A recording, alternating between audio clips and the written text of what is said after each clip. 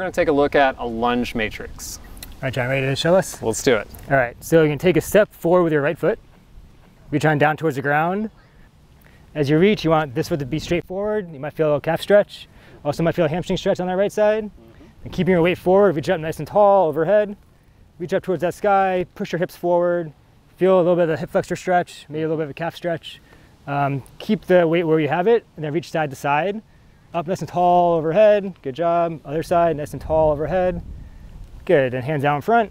And you're gonna rotate each direction. As you rotate, hips go with you. Rotate out the other way. Perfect, back to center. Good, and then come back with your feet to center.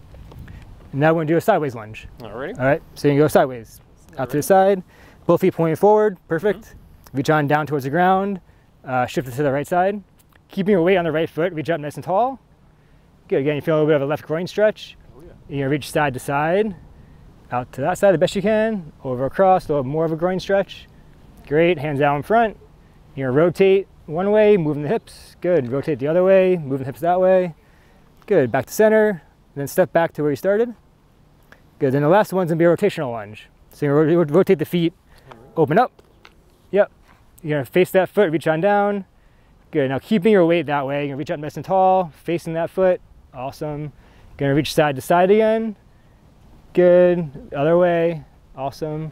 Reach out in front, and you're gonna rotate both ways, getting that thoracic spine to rotate one way and the other way, and then back to center, and come on all the way back. Awesome. All right. Now we're gonna look at a 3D pivot lunge matrix. All right, tell me a little more dynamic, John, ready to go? Yep. All right, so take a step forward with that right foot. Okay. Good, keep that left heel on the ground, reach up nice and tall, push the left hip forward. Good, this again, you feel like some calf stretch, maybe hip flexor stretch. Then come step backwards with that right foot. Put your weight down on that right heel, come on down, feel that left hamstring stretch. Then pivot forward again. So here's the pivot part of the matrix. Nice and tall, good, come on back. If you get comfortable, go a little bit faster. Pivot forward, feel that stretch, pivot backwards, feel the other stretch. Awesome, one more time, and rest. Okay. Good. All right, so then we're gonna go side to side now. That's the next part of the pivot. All right. All right, so step up to the side, yep. Reach up nice and tall. Reach to the left. Good, feel that adductor stretch. And then you come across in front of your body, stepping with your right foot across this way, good. Reach up nice and tall, more of a side of the body, T-band stretch. Awesome, then back over to your right. Reach over, good. Come back to the left. And again, go a little faster if you feel comfortable. Get that hip moving, pivot back and forth. Awesome, one more time out to the side, and across, and then rest. Good, and then the third part is gonna be a rotational version. Got it. So you can keep your left foot stationary, and you step your right foot around, creating almost a T in the front. Okay. Hands follow you as you go. Good, and you step out to the side, kind of making an L with your foot now. Point the foot all the way out, good. Rotate the hands in the front again, rotate towards me. Get nice and dynamic there, let the hands swing around, control that turn of the hip. Good, out one more time, and then rest. Awesome. Great. Now we're going to take a look at a standing 3D hip flexor stretch. Yeah, this is a good one to do if you found that this hip is specifically tight. It's a good specific hip flexor mobilization. Okay. All right, ready, John? Yep. All right, so keep your left foot down, right foot goes up on the step. Alrighty. Both feet pointing forward. Good, and what you're gonna try to do is drive your left hip forward as you reach up nice and tall. And the goal is to kind of get this to go as lengthened as much as you can. You feel that stretch and then come on back out. It's gonna be dynamic. Kind of in there and move back in. Hold it for half a second, come back out, go back in, and then back out. You do about 5 reps. Okay, maybe one more rep. Awesome. And then we're gonna kind of go forward and stay in that stretch. Then you reach to each side. So you're gonna reach all the way up across one way, get nice straight arms, awesome. Back the other way. Hips are moving too, good. Back and forth. Go as slow as you need to stay balanced. Good, same thing, about 5 each way. Good, maybe one more each way for us now. Good, and then hands out in front. And we're gonna rotate. So as you rotate, you're gonna rotate over to the left. Hips go with you, rotate to the right. Hips will turn all the way with you. Notice that heel is on the ground, the foot's pointing straight forward still. Good, maybe one more time each way. And rest. All right. Perfect. Now we're going to take a look at a 3D calf stretch. All right, John? Yep. All right. So hands on the fence. Hands on the fence. Yep, left foot forward, right foot back. Both feet point forward again. Awesome, keep the heel on the ground. You can try to drive your right hip forward. Try to feel this calf stretch a bit. Hold it for a second, come on back out. Again, make it dynamic as you move forward and back. Hold it for half a second, come on back. Awesome. You'll notice that the heel stays on the ground as you move forward and back to create the stretch in the calf. Good, about 5 times. And then you kind of stay forward. You move the hips side to side. So move the hips across your body in both directions. Same thing as you move across your body, keep the pinky toe and the big toe on the ground. So just moving side to side. Again, you feel the stretch in the calf here. Good, then come back to the center. Now we're gonna rotate. As we rotate, you rotate out to the right. As you rotate that direction, you can feel your arch come off the ground, but your big toe's still on the ground. Yep. Then as you rotate the other way, the arch goes towards the ground, but the big pinky toe stays on the ground. Yep. You go back the other way, you can rotate both ways, feeling that arch kind of move up and down as you go.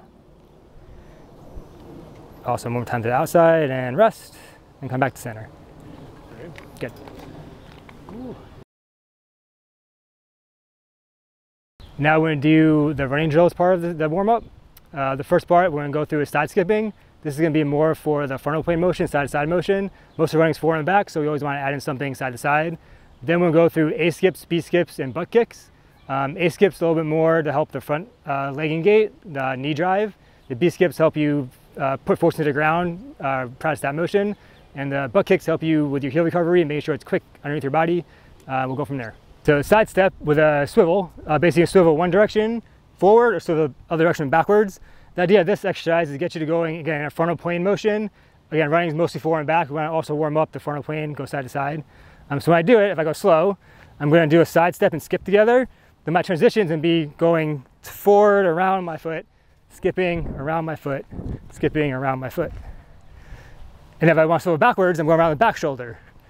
So I'm going to skip to the side, swivel around the back shoulder, skip to the side, swivel around the back shoulder. So then if you go faster, go around the front shoulder. I'm going to skip and swivel forward, skip and swivel forward, skip and swivel forward. If I'm going to go to the back shoulder, I'm going to skip, swivel to my back shoulder, skip, back shoulder, and good.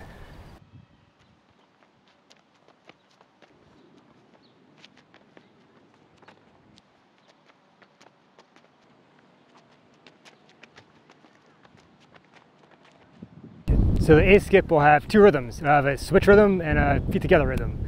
They're both important. They both work in coordination. So we'll kind of go through how to do that skip. I'm gonna turn this way. So the way you start with one leg up. You're gonna think about skipping on the down leg. Then you're gonna switch your feet so you have an air time. Skip, switch, skip, switch, skip, switch. So that's a skip and switch. So skip together is the same idea. The knee comes up, but then when you skip, and they come together. Skip, come together. Skip, come together. So when you do it faster, you kind of start to move a little bit faster as you do it. Skip and switch, skip and switch, skip and switch. Or skip together, skip together, skip together, skip together.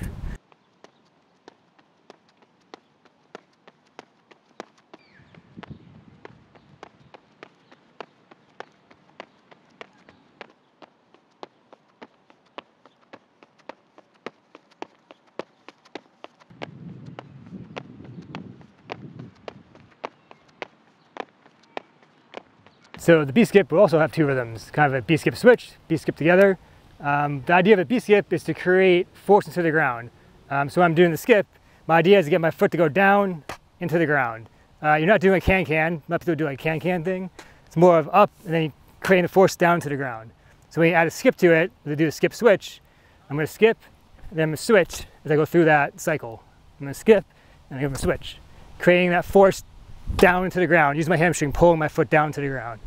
When you skip together, it's the same idea with the pulling the foot down, but your feet come together this time. So I kind of skip, and then I come together. Then I skip, and I come together. Then I skip, come together.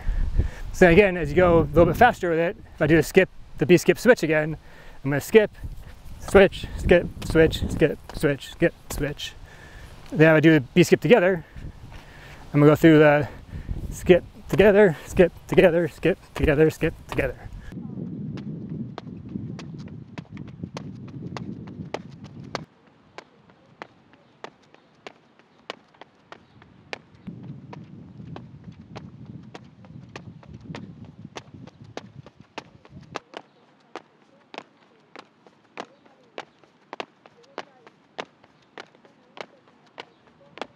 So butt kick is another drill we do, also having a together and a switch part to it. The key with a butt kick is that you want to feel like you're bringing your heel up towards your butt, underneath your body. So it's not back this way, it's up underneath your butt. So when I do the skip part of it, as I do a skip switch, I come here, I'm going to skip and then switch, pull my heel up towards my butt, skip, switch towards the butt. So it becomes a faster cycle. If I do a feet together one, same idea. Kind of skip, come together, skip, come together, skip, come together. Then you go a little faster, same kind of idea. So I come together and switch, switch, switch, switch, switch. Then as I go to the together part, I go together, together, together, together, together.